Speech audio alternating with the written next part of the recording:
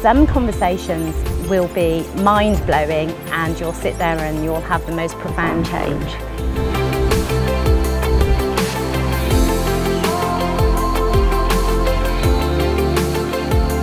So, hey Will, how are you doing today? I'm doing great, thank you. Cool, thank you. Thank you for joining me on 52 Conversations. No, it's my pleasure to be here. Well, it's good. It's always good to have a good conversation. And ever since we met, we've been having good conversations. So Absolutely. It's fitting to put it into a 52. So we were connected through a passion, I suppose, for mental health, helping people be the best versions of themselves, etc. But rather than me talking about that, maybe you can tell people who you are, what you do, and then we can maybe reverse engineer the conversation, because I always think it's really cool to start with where people are, maybe how we've met, and then kind of go back to how we got to this point and you doing what you're doing. Does that sound good? Sounds great. Cool. So you are? Well, I'm Will Smith, and I'm a person who is passionate about mental health. And, I was on a flight traveling from Miami back to Washington, where I was living at the time. And I happened to be seated next to a gentleman, and he seemed just out of sorts. So I simply asked him, hey, are you okay? And that's when the floodgates opened. And he shared with me that he had just buried his daughter and that he was traveling back from Miami to DC. And he just went on and on and on. And I felt very, very bad for him. And as he talked, because I was simply listening, I asked a few pointed questions, and I could see the release happening before my eyes. And fast forward to touchdown, he thanked me profusely. And it was strange for me, because I really didn't do anything except show concern. Mm-hmm. And he told me that he was in a terrible space and that he did not know how he was going to proceed. And I said, well, have you ever considered talking to someone in terms of, that's kind of code for therapy? Yeah. And he said, no, I can't afford that. I don't have insurance. And nice. As a result of that experience, where, I know that I have, certain skills that, I can share. Mm-hmm. And I thought, this is my calling. This is my way to help people transition from whatever issues that they're having to some form or some antidotal process of becoming who they want to be.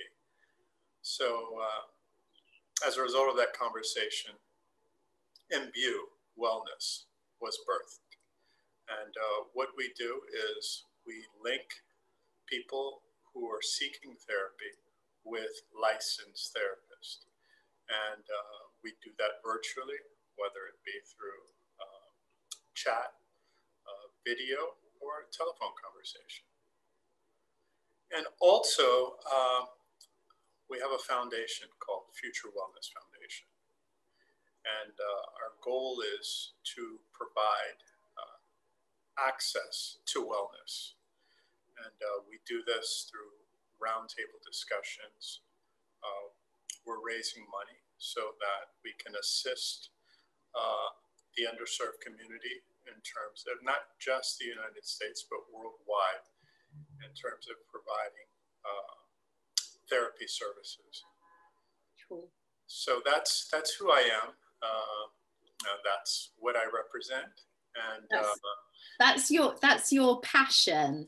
And it's really interesting listening to you explain that, because all you were doing really was listening to somebody and maybe, as you say, asking a few questions, yet the transformation that happened for that man was obviously immense. That's correct. I was very surprised at his reaction because I don't have a background, in psychology or therapy. And, the thrill that I got from being able to help really helped to create the passion that I have today. Absolutely. I always say that as a therapist, coach, hypnotherapist, whatever I'm going to call myself today, we're really lucky because I get paid twice. I get paid twice and they get to keep the change in terms of I get paid a monetary fee, but I get paid in seeing the change that happens before our eyes. And literally to be in a position. So sometimes when I think about that, I think, oh, does that mean I'm all in my ego then? Because I just need to go, oh, well done, Janice. And actually it isn't that. It's just there's something really beautiful about being able to hold space for somebody and see that change happen, which is fantastic. So your background was nothing to do with this though. That's not what your real job is. Should we say that? Not at all. My background is government contracting. Okay. which is not. I mean, obviously, people need the service, but it's not as fulfilling. Okay, but clearly, you need great people skills, listening skills, negotiation skills, and all of those things that come into play with that. So in terms then of the MBU Wellness and Future Foundations, what is your, you've said there, you want to help people everywhere. So, and you've touched on something that was really important for me, which is part of a dialogue. Obviously, I'm over in the UK. You mentioned the word insurance with this conversation with this gentleman, and it's something that boggles my mind continually when I think about the States, how people, because it's the same in the UK. You can get into the NHS and you can get a certain amount of support.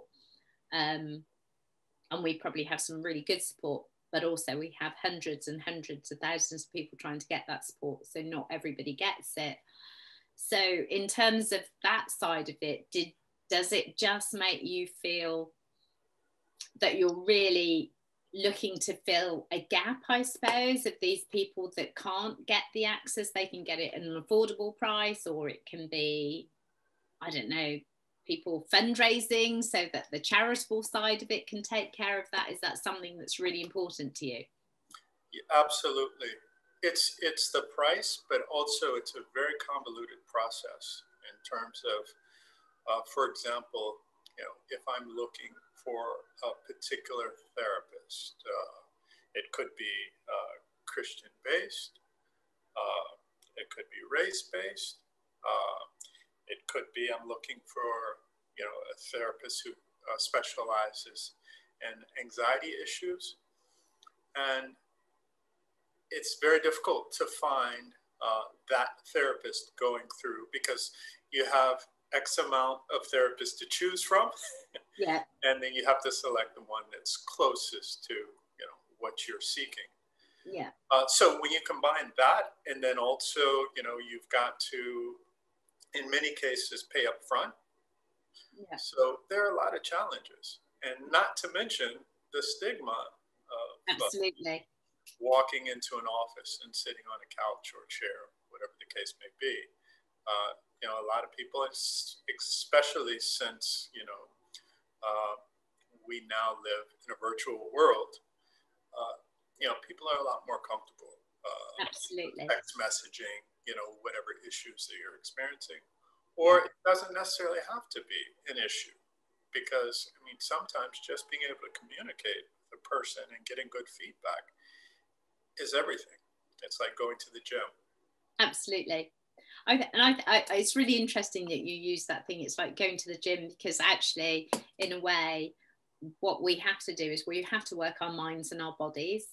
And the problems that people have for a lot of the time is their minds have got stuck. They're not exercising their brains. And I think a lot of the time, I quite often will say that I'm just somebody who's there to help you open the door, because lots of people have got their hands on the door, they know there's something wrong, but they literally just don't know how to open the door and go through onto the other side. But before we sort of go down to that point, so I know you're really passionate about, you know, people of colour, everybody being able to get access, which I think is hugely important. I mean, at the end of the day, as far as I'm concerned, I think everybody should be able to have access to someone to talk to. Full stop, end of story. Because 100%. we have family, we have friends, etc. And we have people that are good listeners. But actually, I was having a conversation earlier, and I was saying, we need somebody who's objective, who is able to fully understand without getting emotionally caught up in what's going on. Correct? Absolutely. Cool. So in terms, I want to go into a bit of the ethnic part of it in a way, because I know from my time in the Caribbean, there's a massive stigma, and we've been dealing with that, organising different things. How do you feel it's going in terms of, do you think some of those barriers are starting to slowly be eroded, and has potentially, dare I say, COVID and the pandemic helped to erode some of those barriers? Absolutely. I think COVID has played a tremendous role in, eliminating some of the barriers. I think with younger folks, the stigma is not as prevalent. Mm-hmm. But, I would say that, even, I am 29. No, I'm not 29. I'm 56. Okay. And, if when I was younger, if I had mentioned to my mother that I wanted to speak with a therapist, she would have, really been concerned. Yeah, what's going on? Absolutely. But, with my children, it's I remember one of my kids' friends saying that they don't want to have friends who don't speak to therapists. Right. It just made my heart smile. That's it. That's an interesting thought to think about, isn't it? Because that's then an understanding that you're going to get such a benefit from being able to talk out some of your stuff versus getting stuck in the stuff and staying there all the time.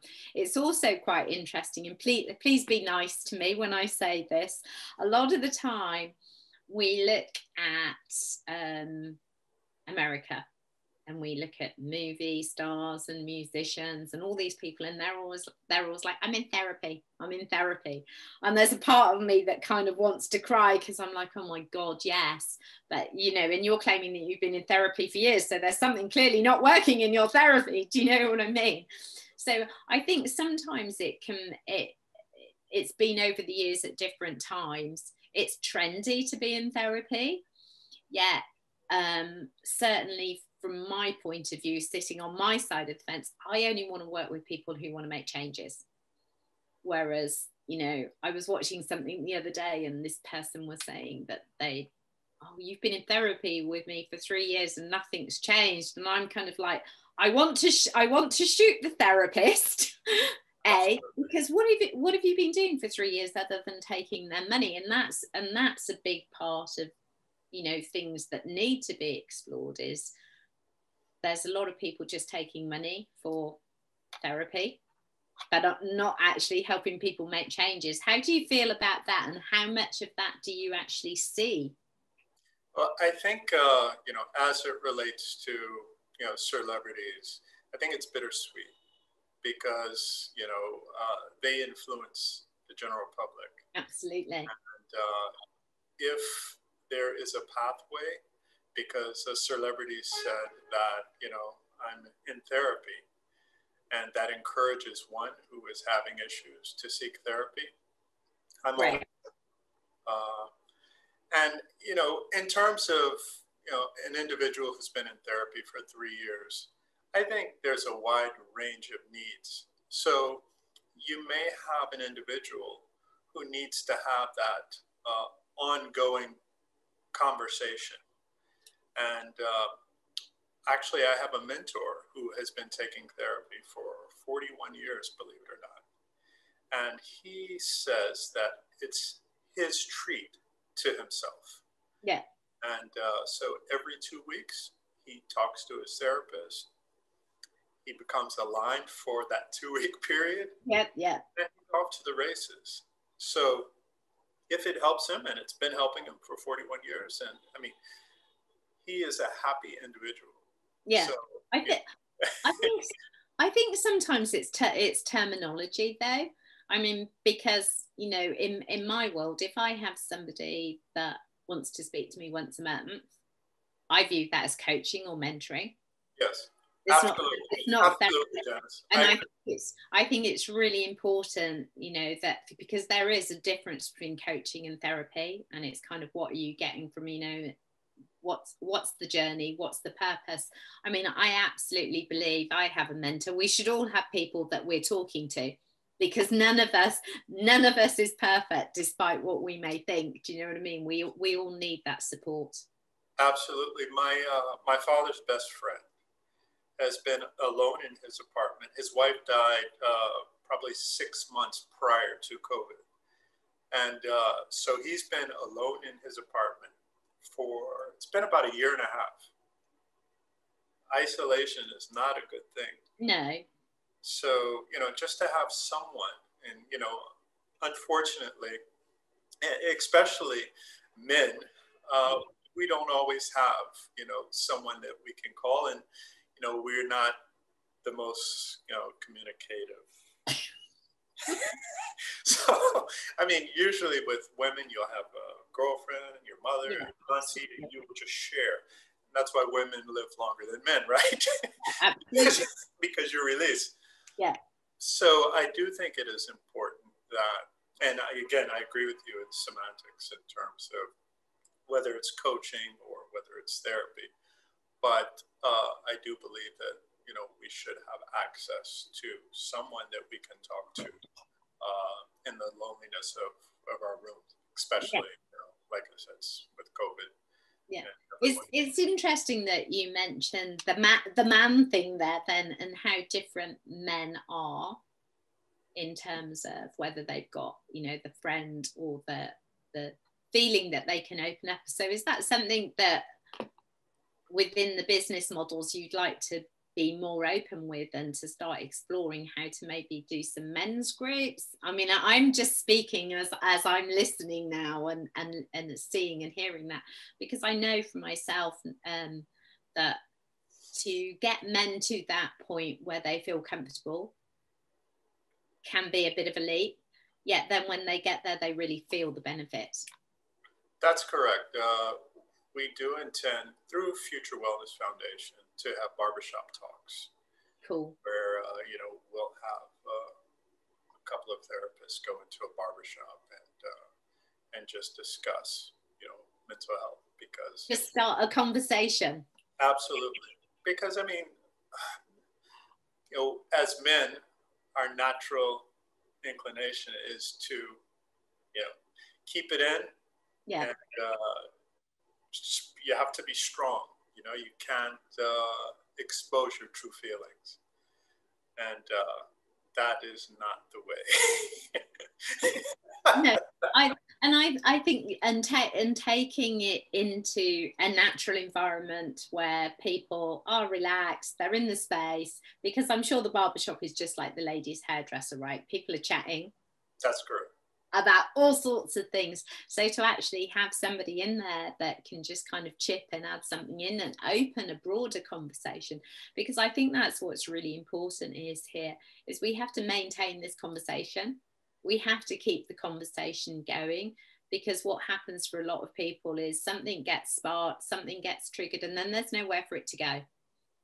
And then it all stops. So it's how do we keep this open conversation going? I mean, how do you see the bigger picture going out, not just for your business models, literally for people to be able to be okay with talking, and how we can access this much more freely than we have been able to? I do think that it's happening. I think that COVID has forced it to happen. And, I think that, in social media, you see a lot of influencers talking about mental health. Naomi Osaka, yeah, absolutely. Her position in terms of refusing not to interview based on, her mental health. Yeah. And I think that's opened a great discussion. Absolutely. Going forward. Absolutely.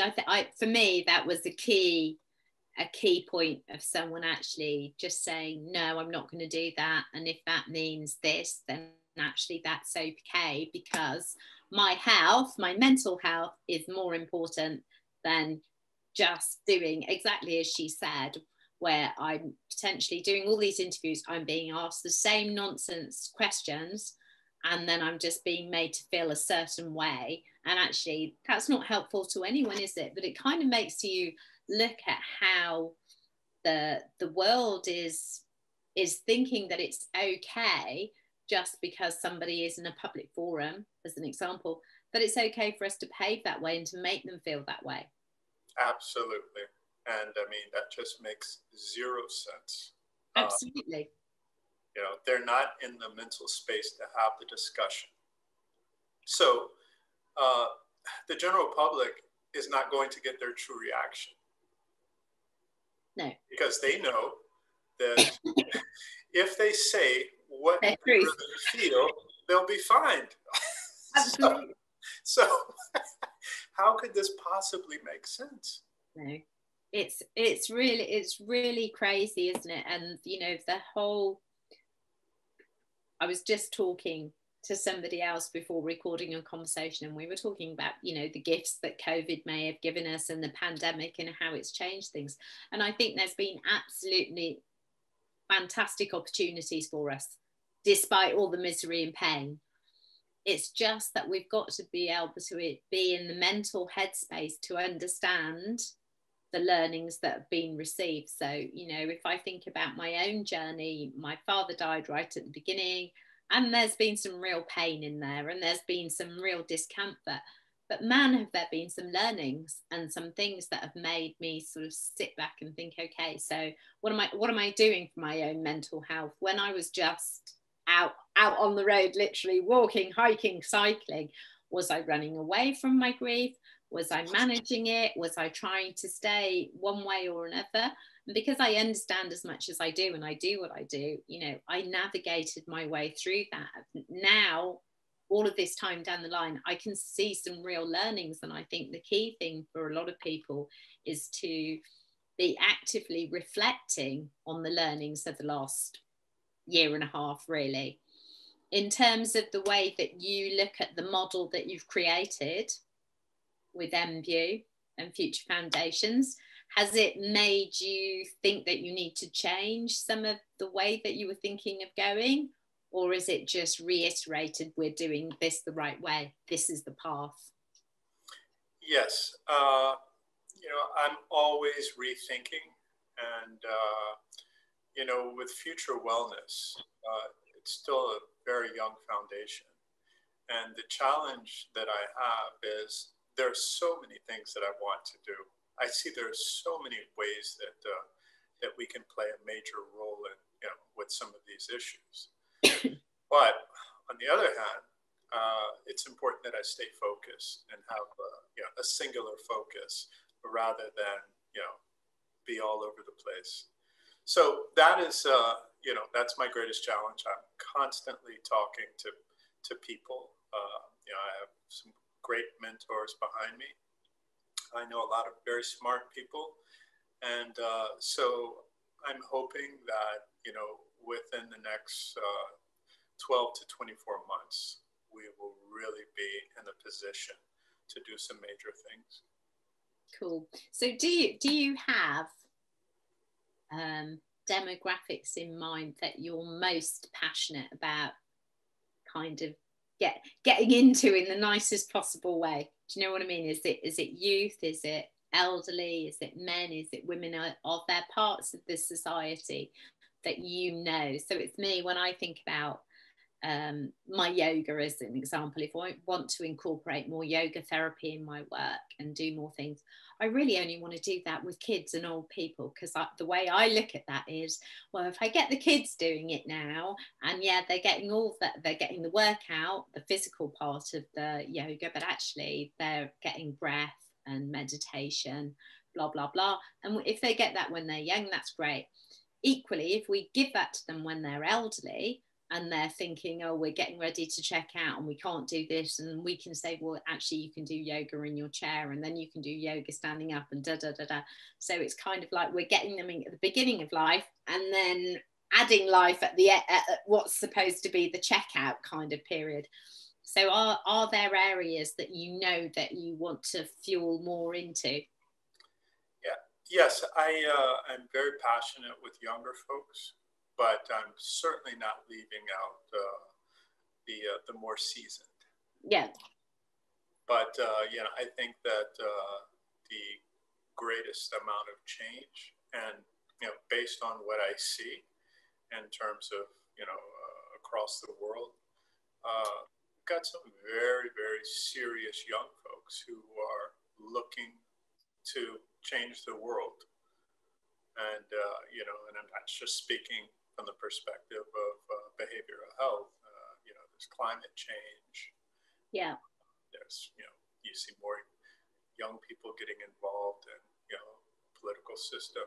So I'm encouraged, but we do have a long way to go. But my greater focus is the young and the underserved. Yeah, and I think the thing is as well, one of the things that you said there, in the world that we live in now with technology, social media, and people being more open about speaking their minds and sharing their thoughts and standing up for their causes, they're also so much more seeable, right? So therefore the attacks that come, and we see it all the time on social media, is also full on.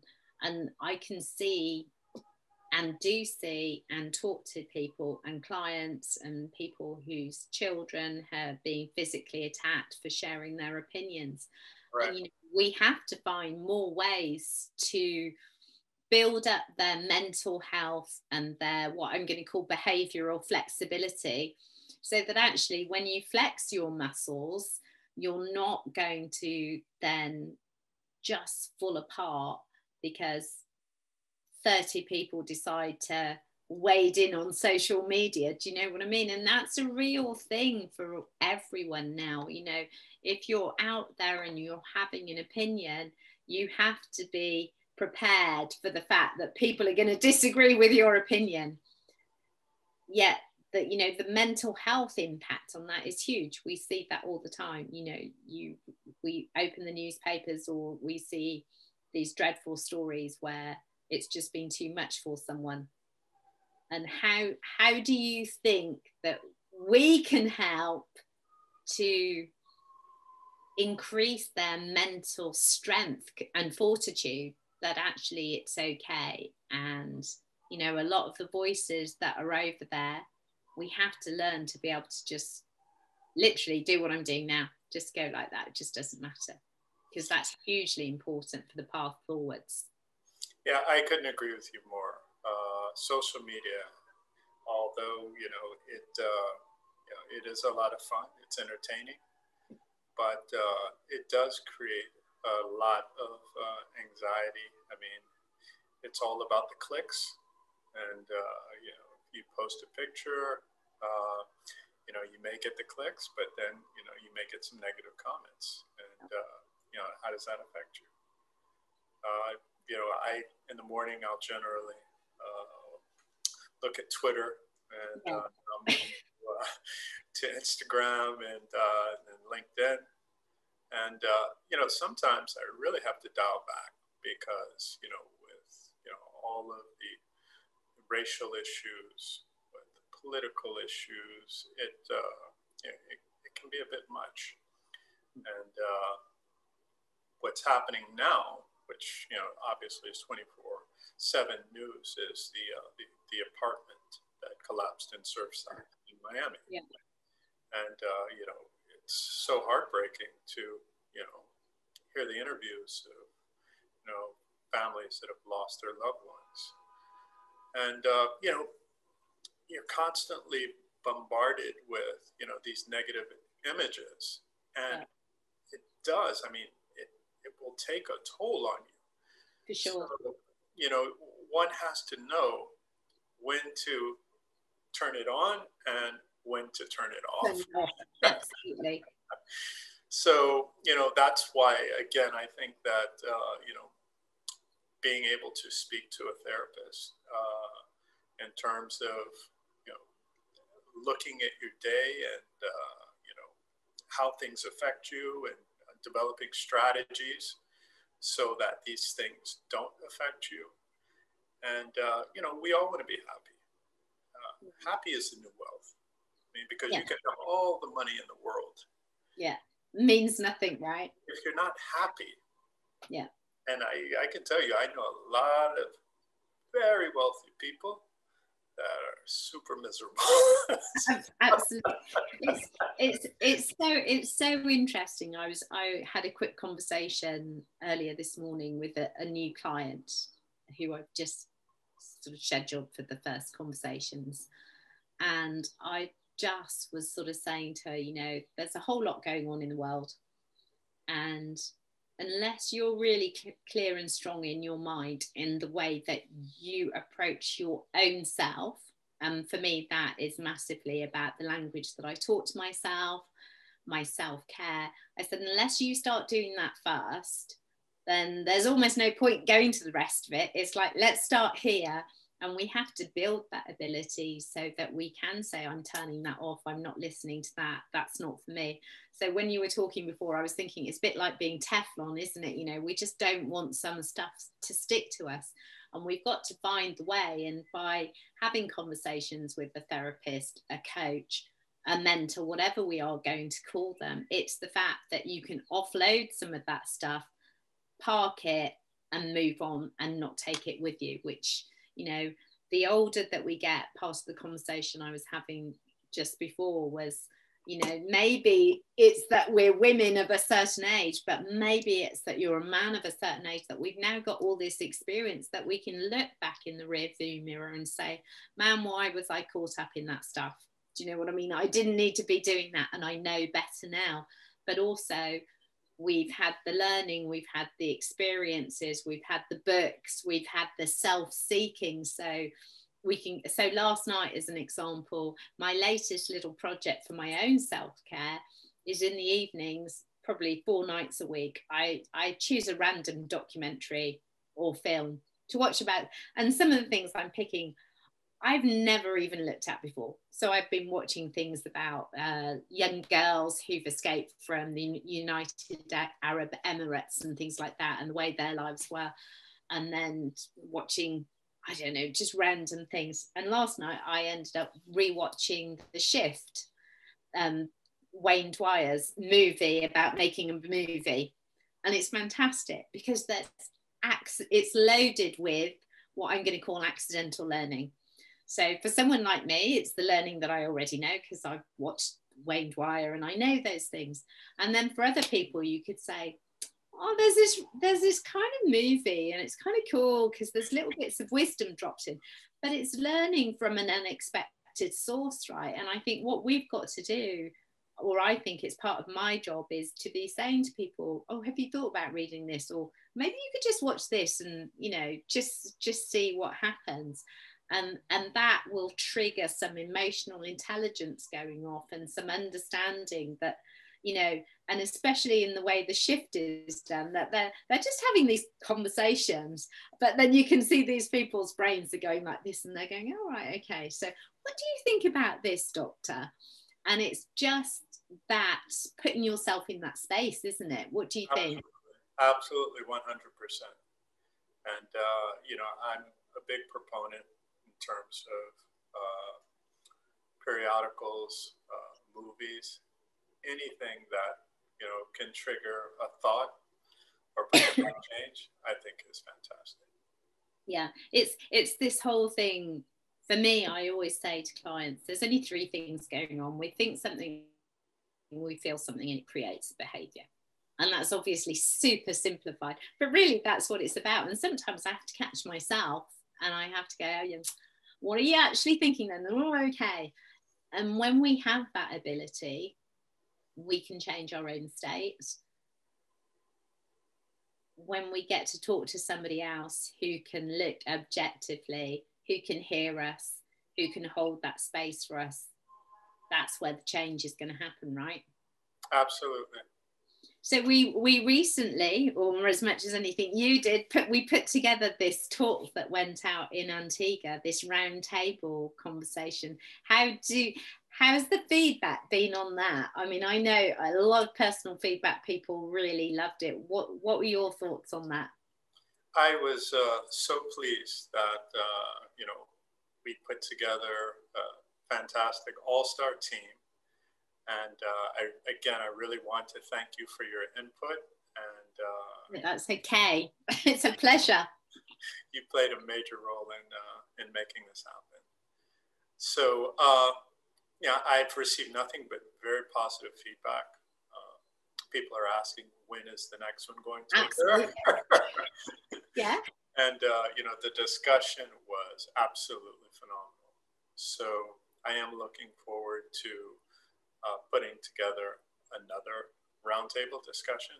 There are a number of topics that we just did not have the time to cover. So, I'm really encouraged. And again, I'm passionate. You're super passionate. And, I'm really looking to make a difference, and not just in vegan. No, and we just have to keep sharing, because I think when you can have something like that where there's, obviously there's people with their wisdom, so therapists, whatever, but then there's people who come from different demographics, different experiences, but all open to the fact that we are all human, and therefore we're all going to have this stuff going on in our head and in our lives. And to just sit and be able to be completely open about that conversation and not feel judged, and to have different perspectives. And I think that's something that's really important. It's getting that other perspective, isn't that? Somebody else's opinion. And then all the people that are listening, their brains are going, oh my gosh, yes, that resonates with me. And I think that's a really cool thing when you host something like that. You have the different opinions. So you have your audience all out there listening or watching whatever they were doing, and they're going to resonate with different things. Yet those different things are mirrored in other people. So you sit there and you say, it's not just me. And I think that is one of the best things that comes out of it. It's not just me. I'm not the only one that thinks this or feels this. Absolutely. I mean, we're human. We all have the same issues in some shape, form, or fashion. Yeah. We all have children that, in many cases are teenagers, and, they're driving you crazy. We have our relationships, and, every single relationship has challenges, and it's all about how do you deal with those challenges. So again, developing the coping skills, having the ability to communicate. You see that violence has increased, as a result of COVID. Yeah.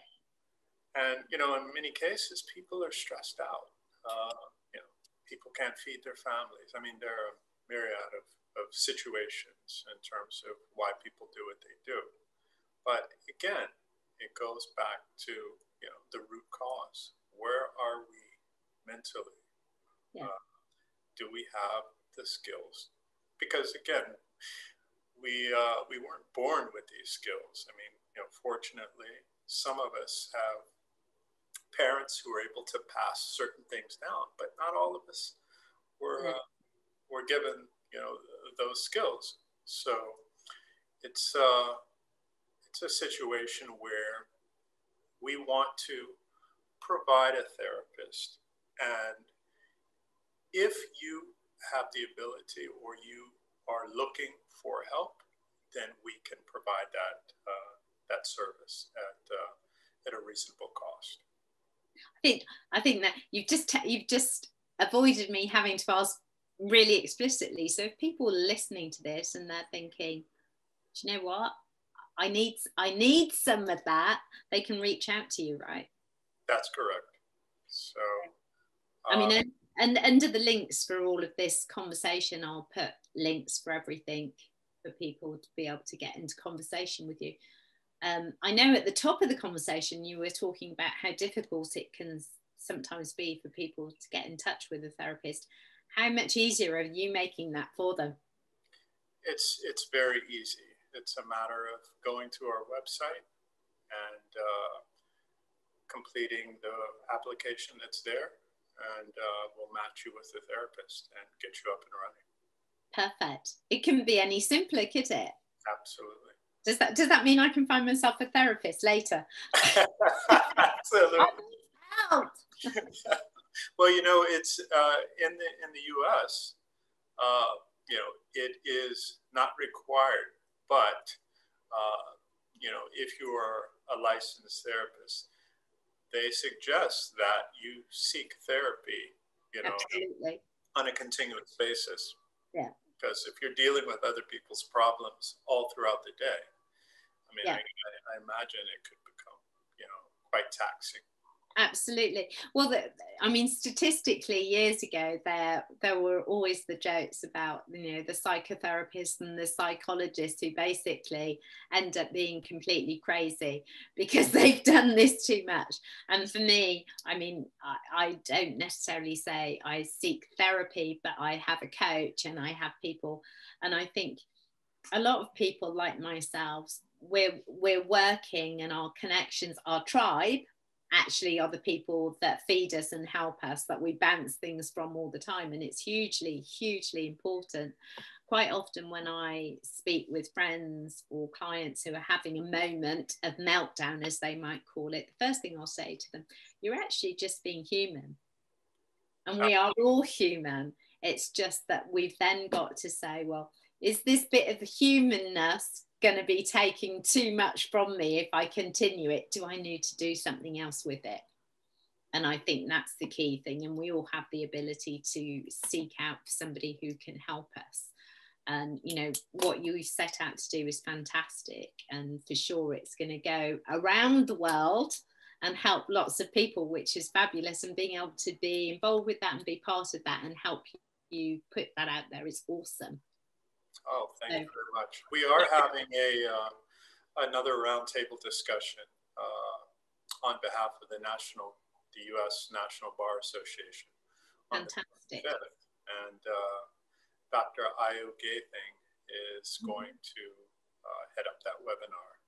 That's going to be awesome then. Yeah, so we're really excited about that and looking forward to more great discussion.